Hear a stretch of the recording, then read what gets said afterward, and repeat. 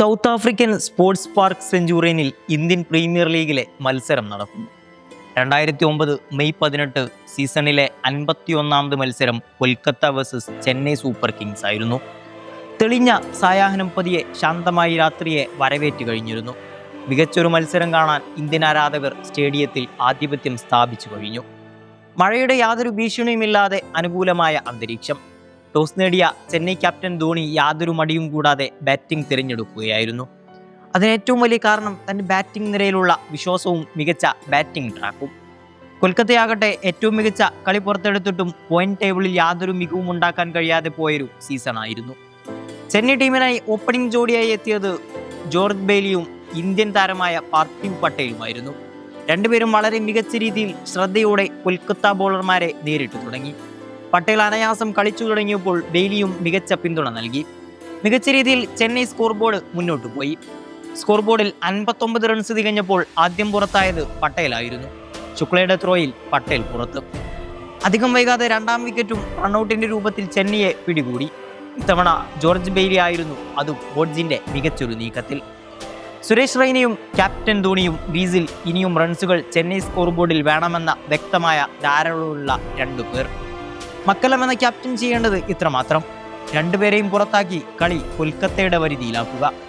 സുരേഷ് റെയ്ന എന്ന കളിക്കാരൻ ഗ്രീസിൽ നിൽക്കുന്ന ഓരോ നിമിഷവും ഏത് ടീമിനും അത്രയും അപകടമാണ്, അതും ചെന്നൈ ജേഴ്സിയിൽ. അജിത് അഗാർക്കർ, അശോക് ദിൻഡ, മെൻഡിസ്, മാത്യൂസ് എന്ന പ്രധാന ബൗളർമാരെ അനായാസം നേരിട്ട റെയ്ന മികച്ച ബാറ്റിംഗ് തുടർന്നു. ധോണിയും വിട്ടുകൊടുക്കാൻ തയ്യാറല്ലായിരുന്നു.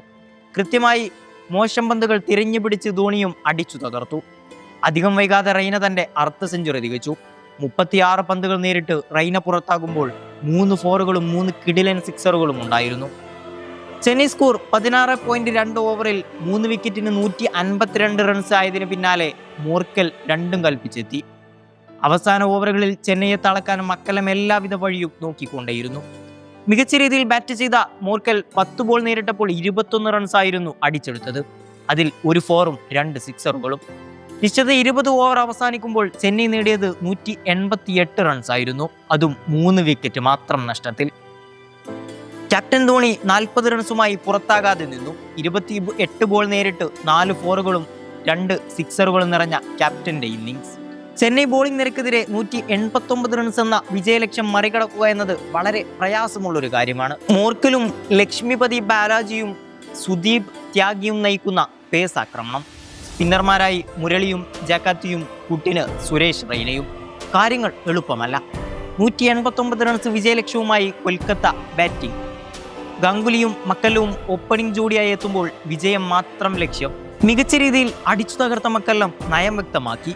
എന്നാൽ മറുവശത്ത് തപ്പിത്തടഞ്ഞ് ഗാംഗുലി. ചില പന്തിലൊക്കെ ബോളിന്റെ ഗതി അറിയാതെ ഗ്രീസിൽ വട്ടം കറങ്ങി.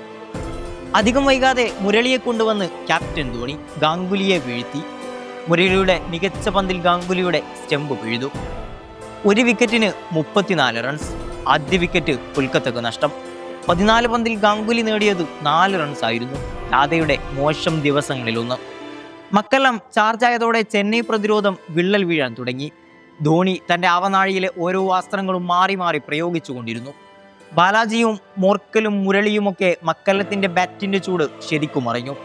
വൈകാതെ തന്നെ വെടിക്കെട്ട് 50യും പിറന്നു മക്കല്ലത്തിന്റെ ബാറ്റിൽ നിന്ന്. ഹോഡ്ജ് കൂടി ഫോമായതോടെ കൊൽക്കത്ത സ്കോർ മിന്നൽ വേഗത്തിൽ കുതിക്കാൻ തുടങ്ങി.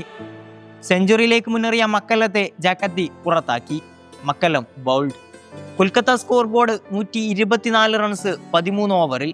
48 പന്തിൽ മക്കല്ലം അടിച്ചുകൂട്ടിയത് 81 റൺസ് ആയിരുന്നു. 11 ഫോറും 3 വെടിക്കെട്ട് സിക്സറുകളും. കളിയിലേക്ക് തിരികെ വരാൻ ചെന്നൈ ഏറ്റവും വലിയ അവസരം. എന്നാൽ സംഭവിച്ചത് മറ്റൊന്നായിരുന്നു. അവിടുന്ന് പിന്നീട് അങ്ങോട്ട് കൊൽക്കത്തയുടെ നായകവേഷം ബ്രാഡ് ഹോഡ്ജ് എന്ന ഓസ്ട്രേലിയക്കാരൻ തകർത്താടുകയായിരുന്നു. ധോണിയുടെ എല്ലാ കണക്കുകൂട്ടലുകളും ഹോഡ്ജ് കത്തിച്ചു ചാമ്പലാക്കി. സാഹ കൂടിയെത്തിയപ്പോൾ കൊൽക്കത്ത ഏറ്റവും മികച്ച ആക്രമണം തന്നെ പുറത്തെടുത്തു. പിന്നാലെ ഹോഡ്ജ് തന്റെ അർദ്ധ സെഞ്ചുറിയും നേടി. അവസാന ഓവറുകൾ രണ്ടുപേരും അടിച്ചു തകർത്തപ്പോൾ വിജയലക്ഷ്യം പതിയെ എത്തിപ്പിടിക്കാൻ തുടങ്ങി. 19 ഓവറിൽ ഹോഡ്ജ് കത്തിക്കറിയപ്പോൾ അവസാന ഓവറിൽ 6 റൺസ് മാത്രമായി ചുരുങ്ങി വിജയലക്ഷ്യം. അവസാന പന്ത് വരെ ആവേശം നിറഞ്ഞ മത്സരം. കൊൽക്കത്ത ചെന്നൈയെ വീഴ്ത്തുകയായിരുന്നു.